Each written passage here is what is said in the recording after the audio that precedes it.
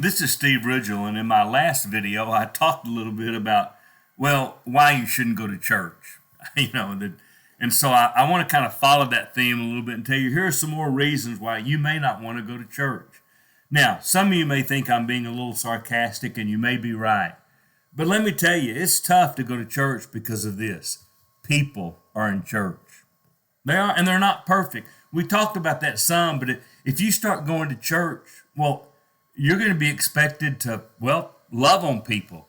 I mean, there are going to be people who maybe don't have enough food to eat, and somebody's liable to ask you if you can help.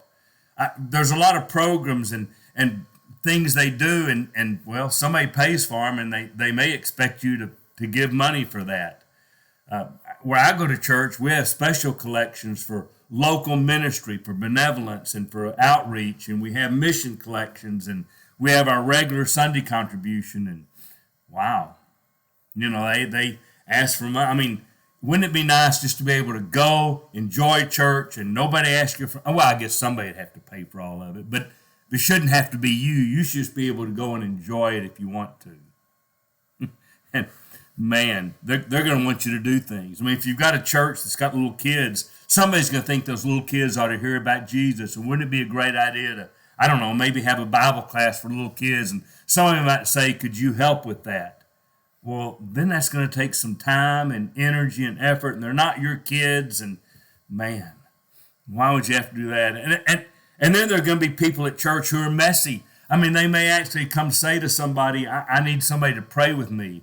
And now I know a lot of churches do it this way. Yeah, we will pray for you, and then go on with their business. But maybe you're in a church kind of like Ryan, where somebody says, can you pray for me? We're like, sure, what about? And then we gather up in circles. I mean, somebody asked me to pray with them right there in church. I do it right there, and I just get whoever the closest people are around. And so if you come to church, for instance, where I am, I may be grabbing you into a prayer circle to pray for somebody who's got cancer, or somebody whose marriage is in trouble, or somebody whose kid's missing, and man, they're going to want you to get, and then you might have to actually pray for them all week.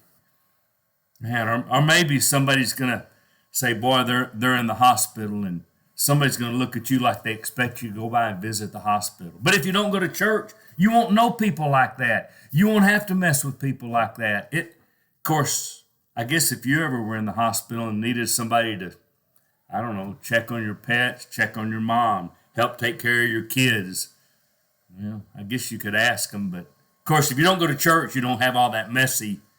I mean, just let whoever else, I guess your neighbors would take care of you, surely, or somebody maybe. If you come to church, you're going to have to get involved in the lives of people. I mean, I get Jesus did that. I mean, he left heaven. How great was that? To come down and live among all of us, and he healed people and taught people about the kingdom and did life with people. And I mean, I want to follow Jesus, and you do too, but let's don't get all messy with people. And if you just don't go to church, you probably don't have to get that messy with people.